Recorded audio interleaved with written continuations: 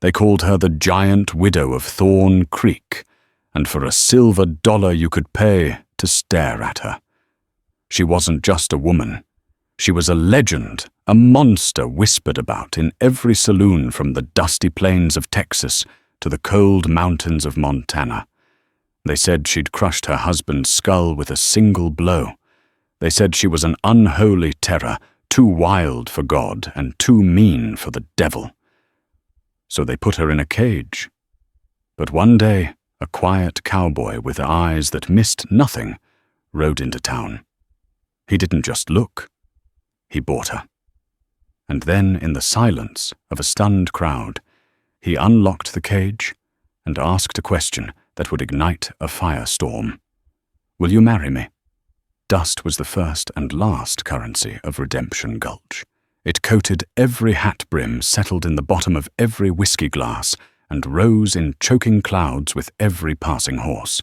The town itself was little more than a festering wound on the vast, sun-scorched hide of the Arizona Territory, a single street flanked by weary-looking wooden buildings, their facades warped by the relentless heat. But for the past 3 weeks, Redemption Gulch had a new attraction, something more compelling than its lone, dingy saloon, or the gallows that stood as a permanent grim promise in the town square. It had Phineas G. Croft's traveling emporium of oddities and moral spectacles. And at the heart of the emporium, housed in a reinforced iron cage bolted to a wagon bed, was the main event Ilara. They called her the Giant Widow. Wyatt Kincaid saw the crowd first, a clot of humanity, buzzing like flies on a carcass. He reined in his weary roan duke at the edge of town, his gaze sweeping over the scene. He was a man made of quiet angles and weathered leather, his face a landscape carved by sun and solitude. He'd seen much in his 30-odd years of drifting, but the sight of that cage and the hushed, gleeful cruelty of the people surrounding it settled a familiar coldness in his gut. A portly man in a checkered suit and a bowler hat stood on a crate next to the cage, his voice a slick, oily river of words. "Step right up, gentlemen. Feast your eyes on the terror of Thorn Creek, the Amazonian fury who sent the great Bartholomew Thorn to an early grave. Is she woman, or is she she-devil? For the paltry sum of $1 silver, you may judge for yourself." Wyatt dismounted, looping Duke's reins around a hitching post. He moved with an unhurried grace that was at odds with the frantic energy of the crowd. He was taller than most, but he had a way of seeming smaller of observing from the edges. He saw the faces in the crowd, leering cowboys, gossiping church ladies clutching their purses as if the woman in the cage might reach through the bars and snatch them, and wide-eyed children whose parents were teaching them that some people were less than human. He worked his way closer, the stench of sweat, cheap perfume, and manure thick in his nostrils. Through the press of bodies, he finally got a clear look at the woman in the cage. Giant was a lie of exaggeration, but she was impressively tall, perhaps a full head over most men. She stood with a rigid stillness, her back ramrod straight. Her hair, a wild mane of dark auburn, was matted with dirt and fell around a face that could have been carved from granite. It was a strong face with high cheekbones and a jaw set in a line of unbreakable defiance. Her eyes, a startling shade of green, were fixed on some distant point beyond the jeering faces, beyond the dusty street, beyond the town itself. She wore a simple, tattered, homespun dress, and her hands, which were rumored to be weapons of devastating power, were clasped loosely in front of her. She wasn't a monster. She was a woman who had built a fortress inside herself where no one could reach her. They say Thorn was 6'3" and 250 pounds. A grimy prospector next to Wyatt whispered to his companion, and she laid him out with a single skillet to the head, caved it in like a rotten pumpkin. I heard she used a logging axe, the other man countered, spitting a stream of tobacco juice near Wyatt's boots. Sheriff Brody found him, said it was the most gruesome thing he'd ever seen. Wyatt's gaze didn't waver from the woman, Ilara. He'd heard the name whispered on the trail weeks ago, the widow of Bartholomew Thorne, the cattle baron who had owned half the territory and the souls of everyone in Redemption Gulch. When Thorne died a year ago, the official story was a tragic accident, but the Whispers said otherwise. The Whispers, fanned into a wildfire by Thorne's ambitious nephew Marcus, painted Ilara as a murderous shrew. Thorne's will had been the final nail in her coffin, a cruel document that left her, the vast Thorn Creek ranch, but tethered her to it, a prisoner on her own land, unable to sell it, and ostracized by the very community her late husband had built. Phineas G. Croft, the showman, had seen an opportunity. He'd arrived a month ago, spinning a tale of concern, offering to protect the town by taking the dangerous widow off their hands for a while. In reality, he'd found a loophole in the will's strange wording and coerced the isolated, desperate Ilara into his traveling show. He wasn't just displaying her. He was selling the town's hatred back to them at $1 a head. "Look at her," a woman in a bonnet sneered. "Cold as a snake, not an ounce of remorse." Wyatt watched as a young buck full of liquor and bravado sauntered up to the cage and rattled the bars. "Hey, giant, you miss your husband, or are you just looking for another one to kill?" Ilara didn't flinch. Her gaze remained distant, her expression unreadable. But Wyatt saw it a flicker, a tightening in her jaw, a fractional clenching of her hands. It was the barest crack in the fortress wall, and it told him everything he needed to know. Phineas Croft beamed, clapping his hands. "That's it, son, stir the beast. See the fire in her eyes. That's the same fire that consumed the life of poor Bartholomew Thorne." Enough. Wyatt moved from the edge of the crowd to its center. He walked past the drunken cowboy, his steps deliberate and silent. The crowd parted for him, sensing a shift in the atmosphere. He stopped directly in front of the crate, where Croft stood his shadow, falling over the showman. Croft's spiel faltered. He looked down at the quiet cowboy, a flicker of annoyance in his eyes. "Well now, friend, the line forms to the... How much?" Wyatt's voice was low and gravelly, like stones rolling in a dry riverbed. It wasn't loud, but it cut through the din of the crowd. Croft blinked. "How much for what? A look is $1 silver, a fine price for..." "Not for a look," Wyatt said, his eyes still on Croft, but his attention entirely on the woman in the cage. "For her." A collective gasp rippled through the crowd. Laughter followed, nervous and sharp. The drunken cowboy who'd rattled the cage guffawed. "He wants to buy the giant. What for Cowboy? You need a new barn horse." Croft recovered, a greasy smile spreading across his face. He saw a new angle, a new way to profit. "Buy her, my good man. This is a unique specimen, a creature of immense value. Her contract is a complex legal instrument, you see. I am her guardian, her protector. I'm not asking about your contract," Wyatt said, his voice dropping even lower, losing its gravelly edge and gaining one of honed steel. "I'm asking for your price. Name it." Croft licked his lips, his beady eyes darting between Wyatt and the stunned faces in the crowd. This was better than he could have imagined. "A public auction." "She is a dangerous woman," Croft declared, puffing out his chest. "To take on such a responsibility, the risk is enormous. It would take a sum of, say, $500. He named a figure he thought impossible, an amount that would cement his own legend as the man who sold the unsellable. The crowd murmured. $500 was a fortune. It was more than most of them would see in 5 years. Wyatt didn't haggle. He didn't even blink.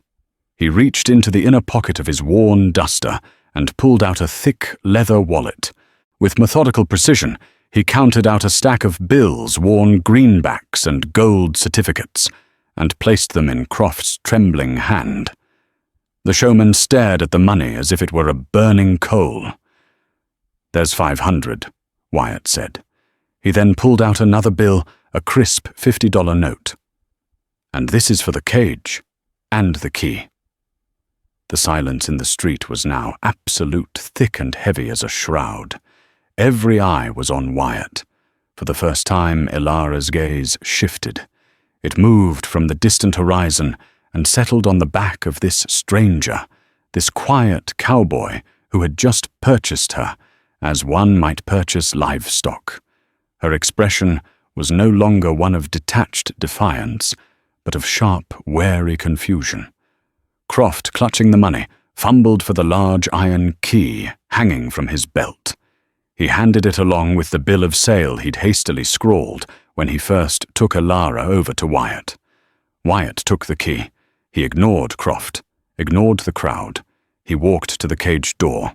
The lock was heavy and rusted. He slid the key in.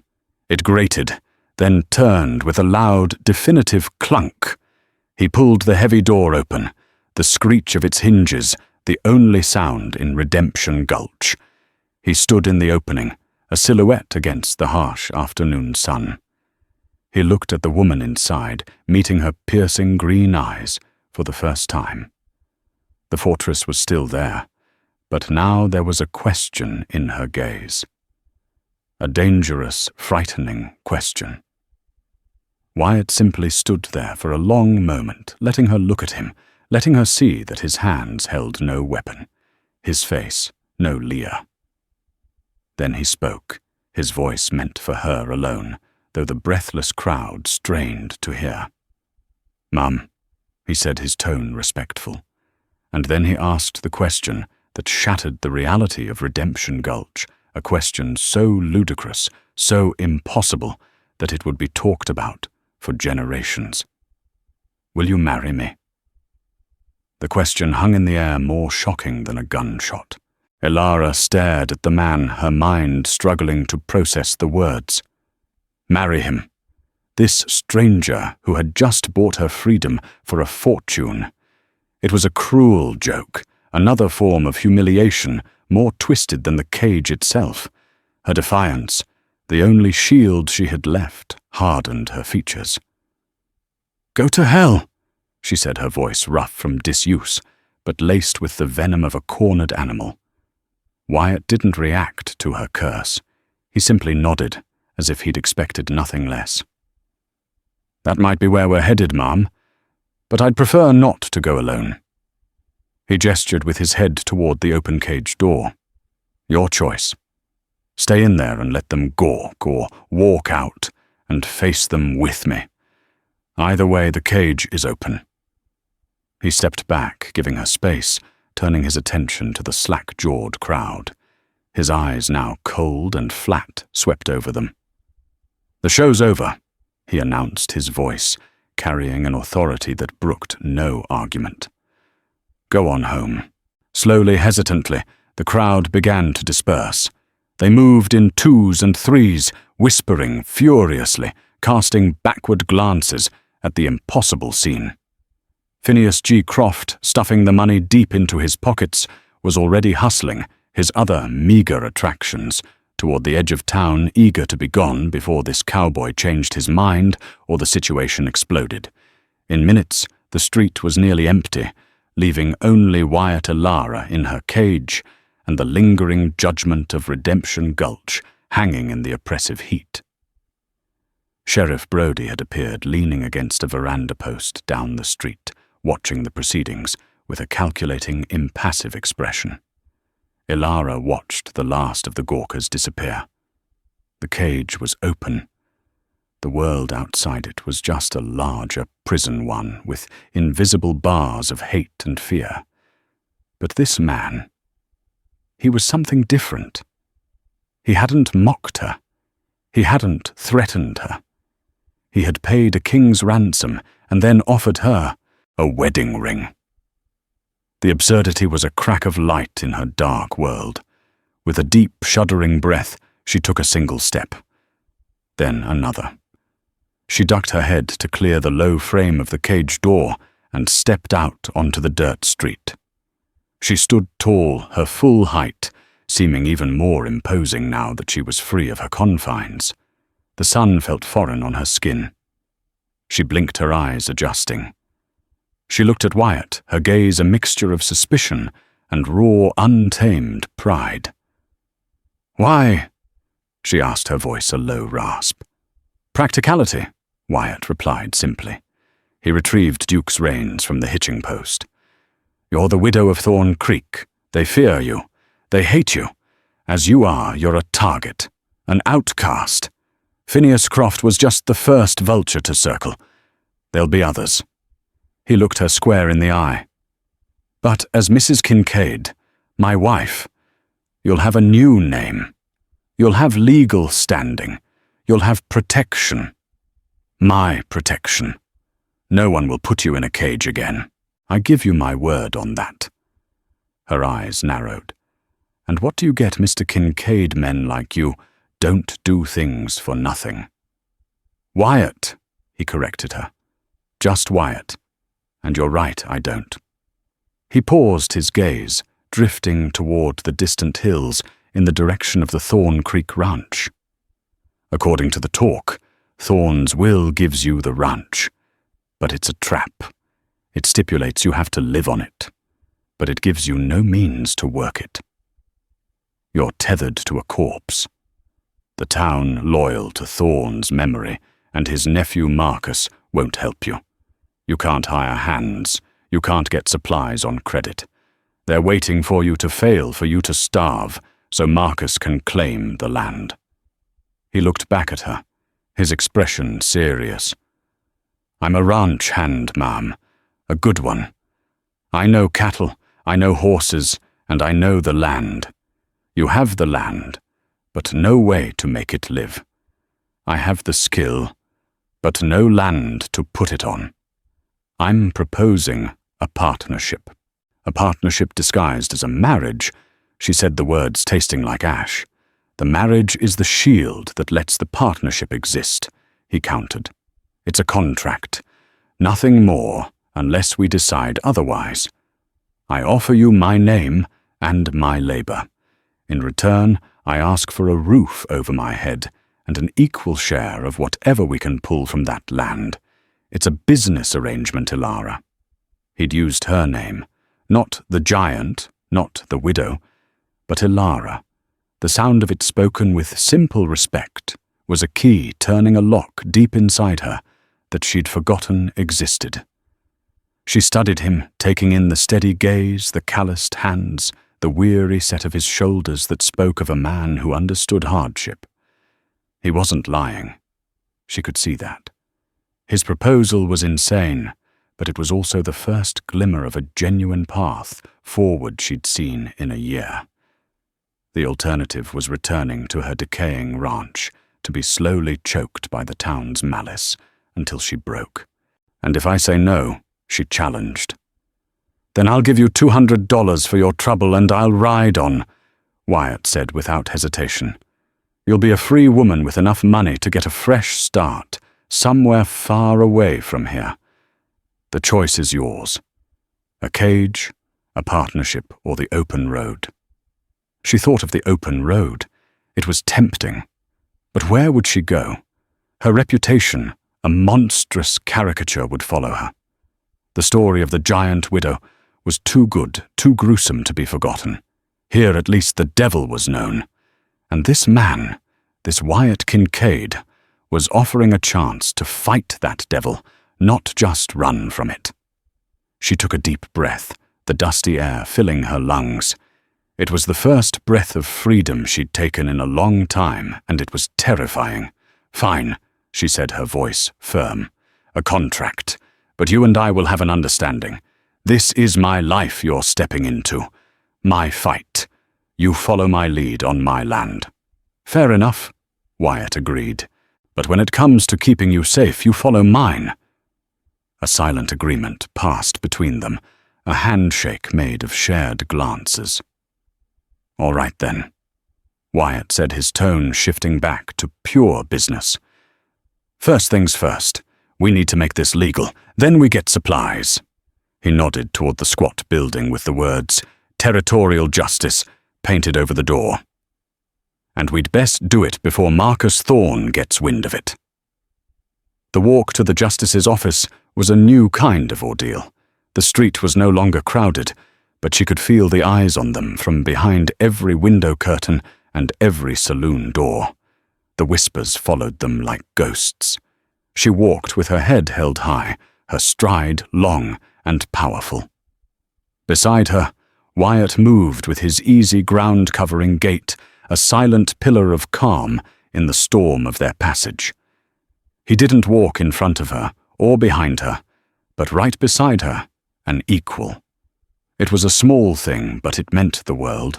Judge Peterson was a small, nervous man with spectacles perched on the end of his nose. He looked from Wyatt's determined face to Elara's formidable presence and began to sweat. "A marriage license for the two of you." "That's what I said," Wyatt stated calmly, placing a $10 gold piece on the desk, "and we need it witnessed and filed today." Sheriff Brody chose that moment to enter, filling the doorway. He was a big man, gone to seed his face, perpetually flushed.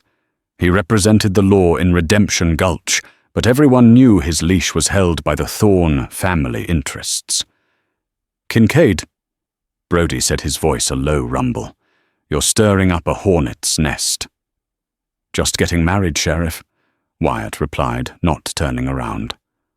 "Last I checked, it was legal in this territory." "It's who you're marrying." Brody pressed his eyes on Elara. "There are complications. Thorne's will."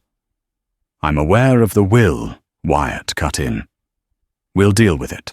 Brody looked at Elara, a flicker of something pity or perhaps fear in his eyes. "Ma'am, you sure about this? This man's a stranger." It was the first time anyone from the town had addressed her with even a shred of concern, however misplaced. She looked directly at the sheriff, her green eyes clear and steady. "He's the first person who hasn't treated me like an animal in a year, Sheriff." "Yes, I'm sure." Her voice, clear and resolute, hung in the small office.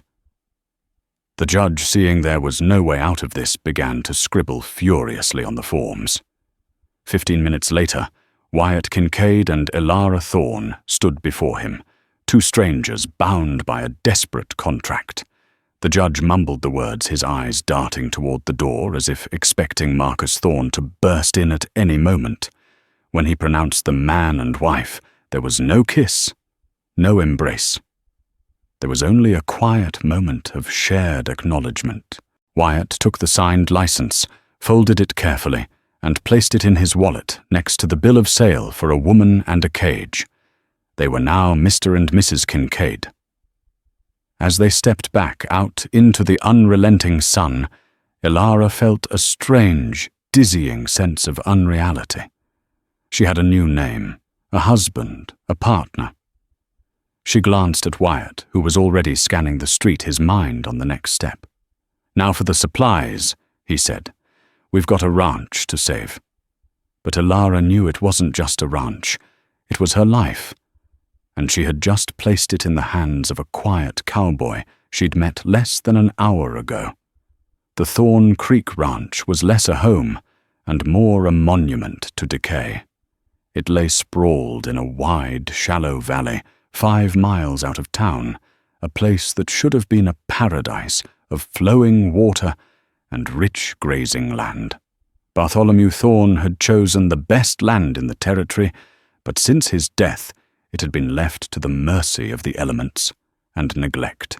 The 2-story ranch house, once a proud statement of Thorne's wealth, now sagged like a tired old man. Paint peeled from the clapboard in long sun-bleached strips. Shutters hung from single hinges, banging a forlorn rhythm in the wind. The corrals were broken, their fences splintered and collapsing, and the vast barn, which should have been bulging with hay, stood silent and empty, its great doors agape like a screaming mouth. This was Ilara's kingdom. This was her prison. As Wyatt rode Duke alongside the supply wagon he'd bought with Ilara, handling the reins of the two sturdy draft horses, she watched his face for a reaction. She expected to see dismay, regret the dawning realization that he'd made a terrible bargain. Instead, his gaze was analytical assessing. He wasn't looking at the ruin. He was looking at the potential. "Good bones," he said, nodding toward the house. "Foundation looks solid. That creek is spring-fed, isn't it? It never runs dry." Ilara confirmed, her voice low. It was one of the first things she'd said since they'd left the supply store, where the owner, Mr. Henderson, had nearly fainted when Wyatt paid in cash for a wagon load of tools, seed flour, salt pork, and ammunition. Good water and good grass. Wyatt mused more to himself than to her. That's all that really matters. The rest is just wood and work. They pulled the wagon to a stop in the overgrown yard. For a moment, they both just sat, taking in the enormity of the task ahead. The silence was broken by the creak of the wagon wheels and the buzz of insects. This was the place where Ilara had lived through a hellish marriage to a man twice her age, a man whose love was a suffocating, controlling force. This was where he had died.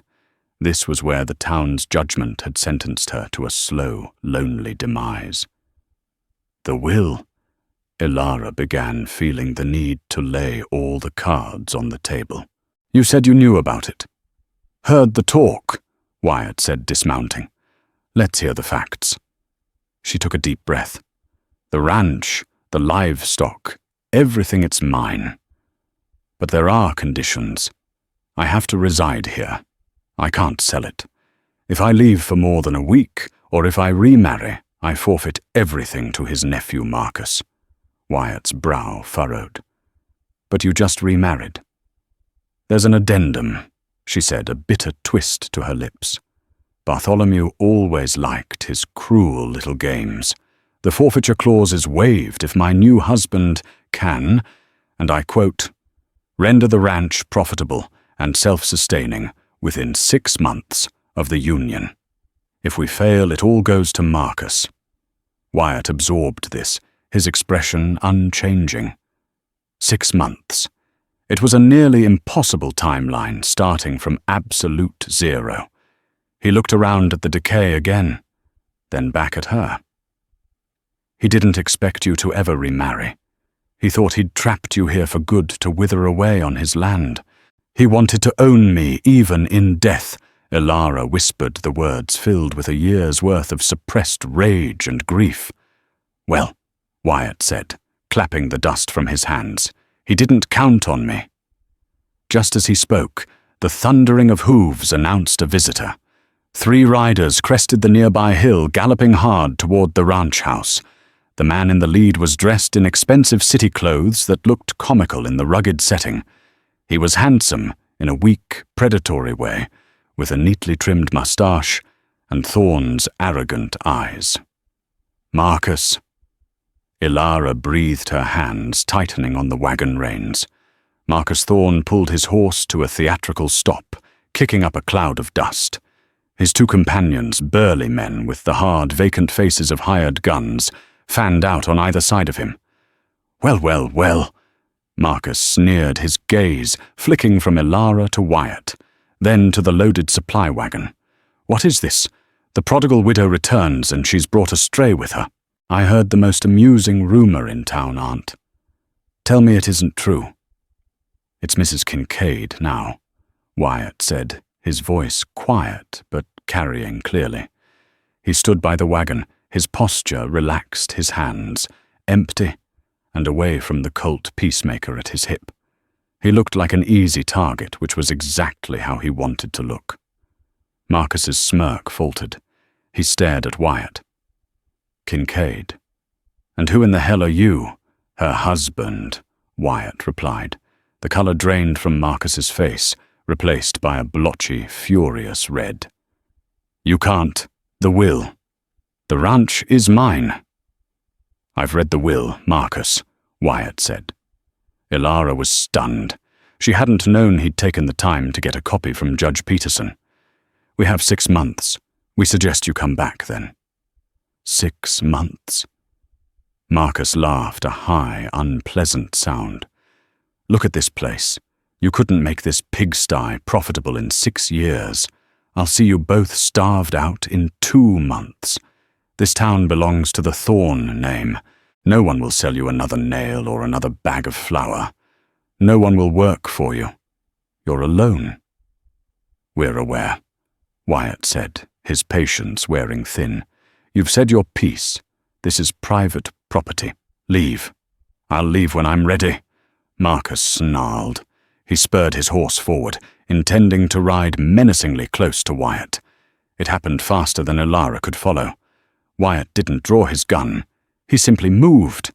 As the horse closed the distance, he stepped sideways, grabbed the bridle in one hand, and with a powerful fluid motion, used the horse's own momentum to twist its head around. The animal, surprised and thrown off balance, let out a panicked whinny and staggered, nearly unseating the shocked Marcus. Before Marcus could recover, Wyatt was at his side. He didn't touch Marcus, but his voice was a cold whisper. "Your uncle may have owned this valley, but he's dead. His name doesn't mean anything to me. If you or your men ever ride onto this land uninvited again, I will take it as a threat to my wife and my home. You won't like how I respond to threats. Now get out." He released the bridle and stepped back. Marcus, pale and trembling with fury, yanked his horse's head around. He glared at Wyatt, his eyes promising retribution. "This isn't over, Drifter. This land will be mine." He wheeled his horse and galloped away, his 2 thugs close behind. Ilara sat on the wagon, her heart pounding. No one had ever stood up to a Thorn like that. Not for her. She looked at Wyatt, who was already turning his attention back to the work at hand, as if the confrontation had been a minor annoyance. "He'll be back," she said. "I know," Wyatt replied. "That's why we don't have time to waste." For the rest of the day, and into the next, they worked. A strange rhythm developed between them. There was little talk, just a shared purpose. Wyatt was a whirlwind of focused energy. He started with the corral, his hammer blows echoing through the valley as he reset posts and replaced rails. His movements were economical and efficient, born of a lifetime of labor. Ilara, after a moment of uncertainty, found her own role. She knew this land, its secrets and its pains. She led him to the hidden spring that fed the creek, showing him the best place to clear it for the livestock. She went into the house, a place of ghosts and shadows, and began the Herculean task of cleaning it, airing it out, reclaiming it from the memory of Bartholomew. She found she was not just strong in stature, but possessed a deep, resilient strength of will. They ate their first meal together in the dusty kitchen, sitting at opposite ends of a long table. Salt pork beans and coffee. The silence wasn't awkward. It was a space they were both learning to occupy. "You've done this before," she said, breaking the quiet. "Handled men like Marcus." Wyatt took a sip of his coffee, his eyes on the darkening window. "I've had my share of disagreements." The statement was a closed door, and she didn't push on it. Later that evening, the question of sleeping arrangements arose. There were several bedrooms upstairs, all coated in dust. Wyatt solved the problem without discussion. He took his bedroll and a blanket from the wagon. "The barn's dry," he said. "I'll take first watch anyway. Marcus won't wait long to test us." She watched from the doorway as he walked toward the cavernous barn, a lone figure against the twilight sky. She was married to him. He was her husband. Yet he was sleeping in the barn like a hired hand. It was a contract, he had said. a business arrangement. But as she stood there, in the clean-swept doorway of her reclaimed house, watching the man who had bought her, freed her, and defended her, she felt the first tentative shoots of something far more complicated than a contract beginning to grow in the barren soil of her heart. The first attack came 3 nights later. A low, frantic nickering from Duke, stabled in the barn, was what woke Wyatt. He was instantly alert, the Colt appearing in his hand, as if by magic. He moved to the barn door, a shadow within shadows, and peered out. Under the pale light of a half-moon, he saw them 2 figures moving stealthily along the newly repaired corral fence. They weren't just cutting it, they were sawing through the posts at the base, a more permanent, time-consuming sabotage. He didn't fire. A gunshot would only prove Marcus's point that he was a violent drifter. Instead, he slipped out the back of the barn, circling around through the tall, dry grass, his steps making no sound. He came up behind them as one of the men put his shoulder to a weakened post, trying to heave it over. "You'll throw your back out doing it that way?" Wyatt said, his voice calm and conversational. The 2 men froze, then spun around, their eyes wide with panic.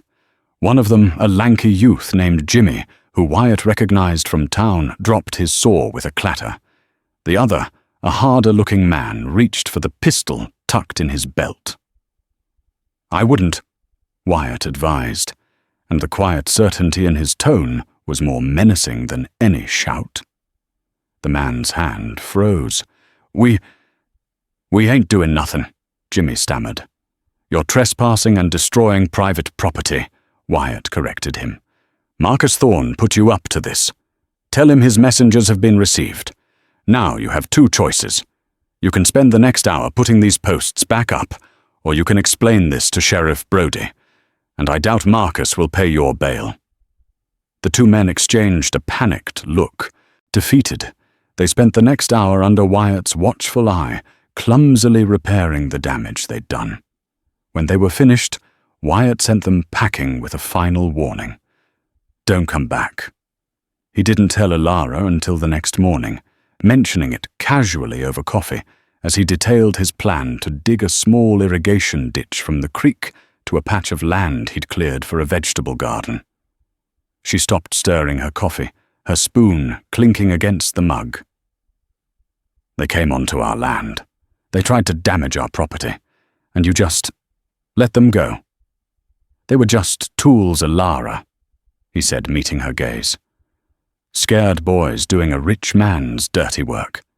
The message wasn't for them. It was for Marcus. It tells him we're not easily intimidated, and we're not playing his game of violence. We're here to work. Now he knows we'll catch him, and we won't give him the satisfaction of a gunfight he can use against us."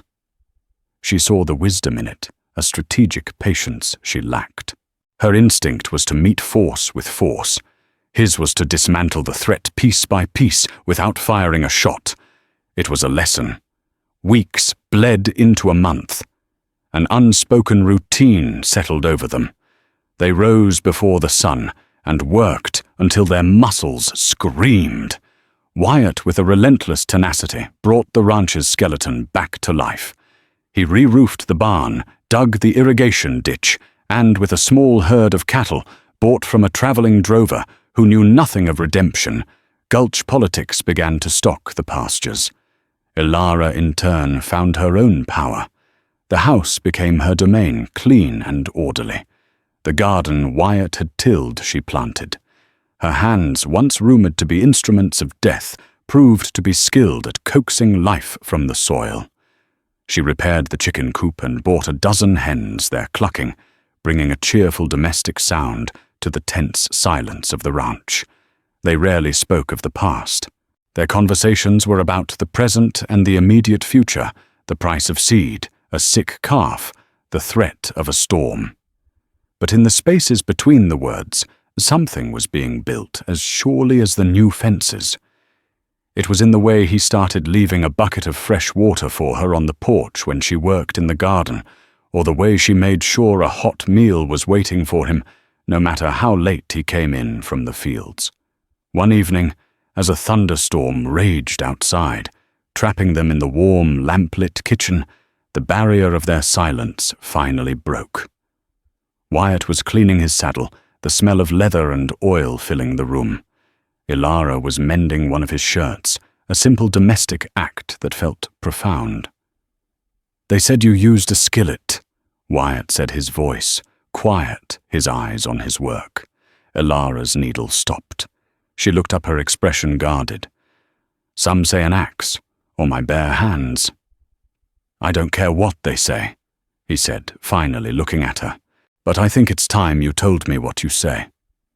She put the shirt down her hands, trembling slightly. She had never told anyone the real story. Not the sheriff, not the judge, not a single soul in the town that had condemned her. But this man, her husband in name, only had earned a different kind of trust. Bartholomew wasn't just a powerful man, she began, her voice a low, pained whisper. He was a possessive one. He didn't love me. He owned me. He paraded me like a prized mare, this tall, strong wife he'd acquired. But in private, he was a storm. He had a rage in him that could curdle your blood. She stared into the heart of the storm outside, its fury a mirror to her memory. That night he'd been drinking heavily. He was angry about a cattle deal that had gone sour. He blamed me, said I was a distraction, that my presence made other men disrespectful. He started throwing things. He grabbed me. His face was inhuman. She took a shaky breath. I wasn't scared for my life. I was terrified of his. I pushed him away, hard. I just wanted him to stop. He was big, but he was drunk and off balance. He stumbled backward. There was a stone hearth, a big ugly thing he was so proud of. His head. She choked on the words, a single tear tracing a path through the flour dust on her cheek. He hit the edge of the hearth. There was a sound, a terrible sound. He just lay there. He didn't move. She looked at Wyatt, her eyes pleading for him to understand. I didn't kill him, Wyatt. He fell. I was terrified. I knew how it would look. The bruises he'd left on my arms before. The rumors about my temper, which was just me, refusing to bow and scrape. I knew they wouldn't believe me. So I said nothing. I just sat there in the quiet until his foreman found us in the morning.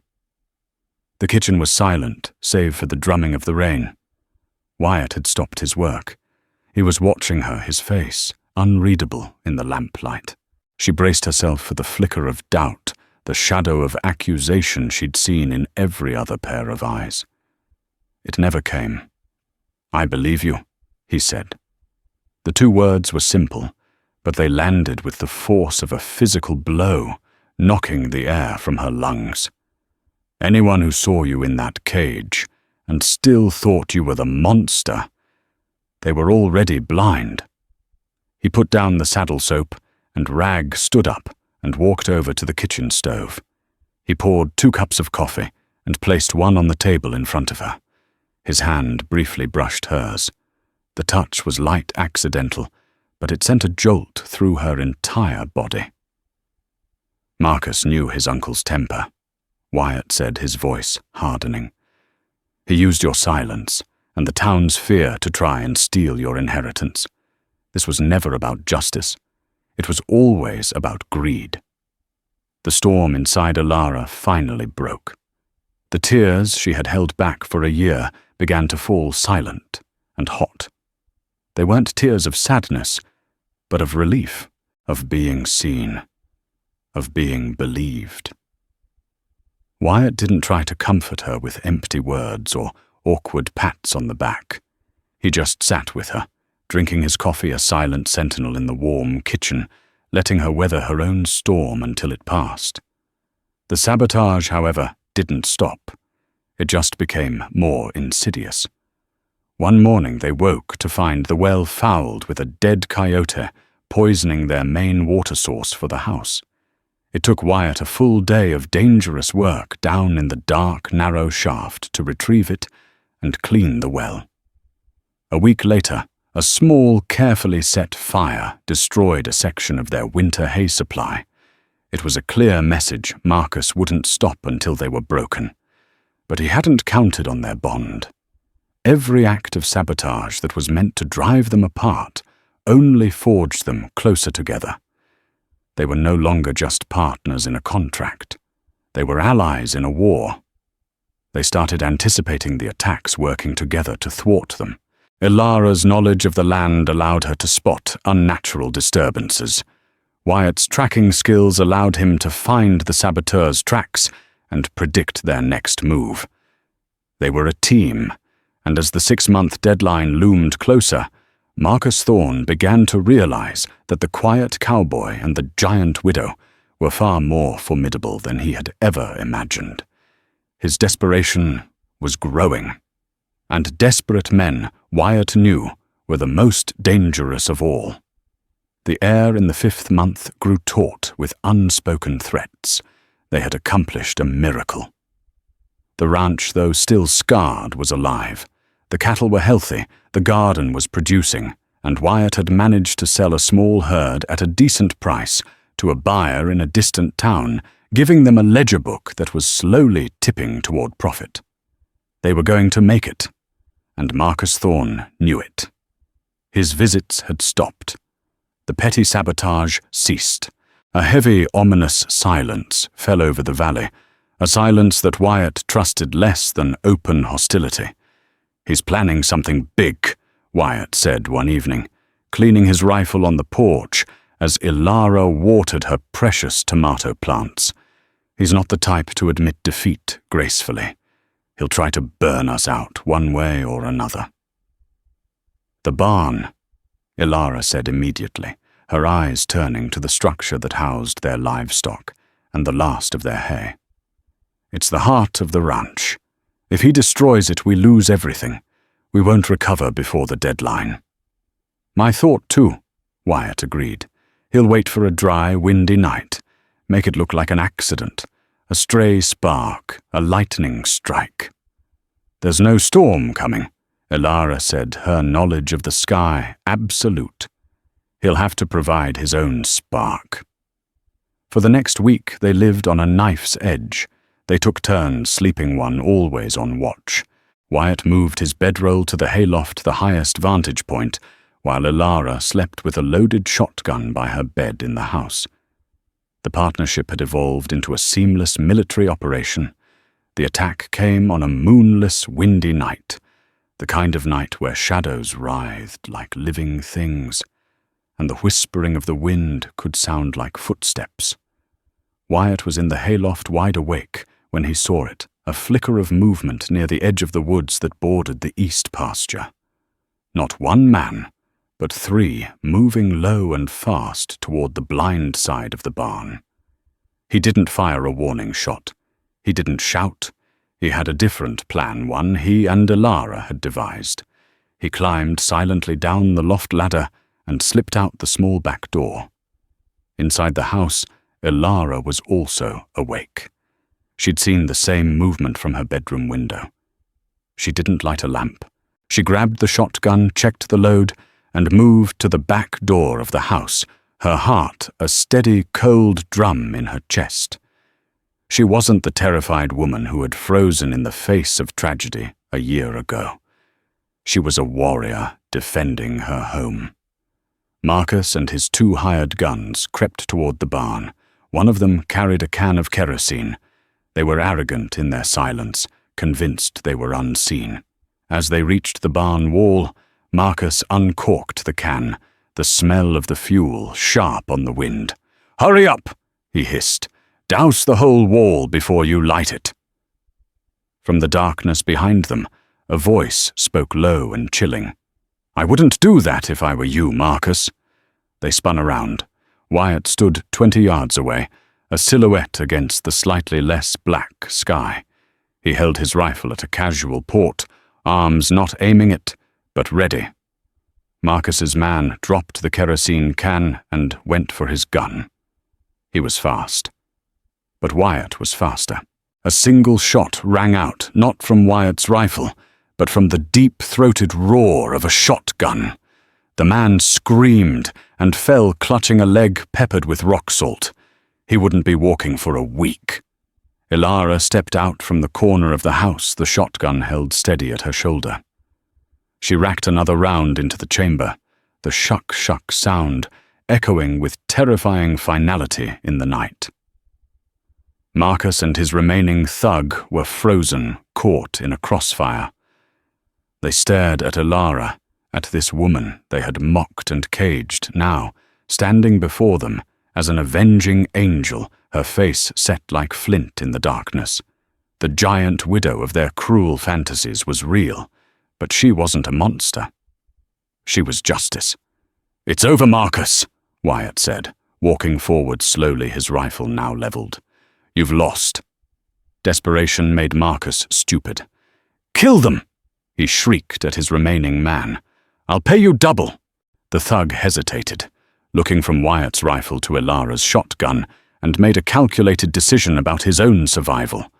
He dropped his pistol and raised his hands. "I ain't getting killed for this." Marcus let out a strangled cry of rage. He pulled out his own small, ornate derringer, a gentleman's gun, and fired wildly in Wyatt's direction. The shot went wide, whistling harmlessly into the night. Wyatt didn't fire back. He closed the remaining distance in 3 long strides. He didn't hit Marcus. He simply grabbed the front of his expensive coat, lifted him off his feet with startling strength, and slammed him against the barn wall. The derringer clattered to the ground. "You tried to burn down my home." Wyatt snarled, his face inches from Marcus's, his quiet calm finally broken by a cold, controlled fury. "You terrorized my wife. You dishonored your own family name for a patch of dirt. Was it worth it?" Marcus, white-faced and trembling, could only whimper. Headlights cut through the darkness. A buckboard wagon was rumbling up the lane, moving fast. At the reins was Sheriff Brody, and next to him, holding a lantern high, was Mr. Henderson, the supply store owner. Wyatt released Marcus, who slid down the wall into a pathetic heap. Brody pulled the wagon to a stop and climbed down, his own shotgun in his hands. He took in the scene, Marcus on the ground, one man holding his bleeding leg, another, with his hands in the air, and Wyatt and Ilara standing united and resolute. "Got your message, Kincaid?" Brody said, his eyes lingering on Ilara with newfound respect. He nodded toward Marcus. "This time there are witnesses." Wyatt had ridden into town the day before, not to confront Marcus, but to speak quietly with Henderson and a few other townsfolk who had grown uneasy with Marcus's escalating vindictiveness. He hadn't asked them to fight. He'd just told them his suspicions, and said that if they heard a shot from the direction of his ranch that night, it might be worth investigating if they cared about the kind of town they wanted to live in. Henderson, a decent man who'd felt ashamed for his earlier fear, had gone straight to the sheriff. "We can't let this happen, Brody. Thorne is dead. We can't let his nephew poison this town forever." Brody, finally forced to choose between the law and the ghost of Thorne's power, had made his decision. He cuffed a sobbing Marcus and his 2 disgraced men. As he led them to the wagon, he stopped in front of Ilara. "Mrs. Kincaid," he said, touching the brim of his hat. It was the first time he'd used her new name. "It seems this town owes you an apology." Ilara looked past him at the ranch house, standing safe and whole behind her. She looked at Wyatt, who had come to stand beside her. His presence, a warm, solid certainty in the cool night air. She had faced down her demons, both real and imagined. She was free. "No, Sheriff," she said, her voice clear and strong. "The debt is paid." The arrest of Marcus Thorne was a cleansing fire in Redemption Gulch. His swift conviction, aided by the testimony of his own men, shattered the lingering power of the Thorne name. As the truth of Bartholomew's abusive nature and Ilara's innocence unspooled through the town. Shame replaced judgment. The monstrous caricature of the giant widow dissolved, leaving in its place the respected figure of Ilara Kincaid, a survivor. The whispers that had once condemned her now spoke of her resilience. The ranch, now truly theirs, flourished. The 6-month deadline passed, and with it the final clause of Bartholomew's cruel will. They had won. Yet as the external pressures vanished, a quiet tension grew between them. The contract was fulfilled, but the arrangement remained. Wyatt still took his bedroll to the barn each night, a respectful distance that had slowly become a barrier. They were allies, partners, but the ghost of their business arrangement stood between them. One evening, as the sun bled gold across the valley, Wyatt found Ilara by the creek. "It's done," he said, his voice gentle. "You're safe now. The ranch is yours." He paused, the words heavy. "Our agreement is met. I can be on my way by morning. I'll sign whatever papers are needed to dissolve the marriage." He was offering her the final piece of her freedom from him. Ilara turned from the water, her green eyes searching his. "Is that what you want Wyatt to ride on?" He looked at the home they had rebuilt from dust and sorrow, a place that had healed a part of him he thought long dead. "No," he admitted, his voice thick with an emotion he couldn't hide. "It's not what I want." But it was the deal. She stepped closer, closing the space between them. "The deal was to save a ranch. We did more than that. We built a life." She reached out, taking his calloused hand in hers. The touch was warm, sure. "You offered me a marriage as a shield. It was an act of honor, and it saved me. Now I have a question for you. No contract, no business, just you and me." She held his gaze, her heart in her eyes.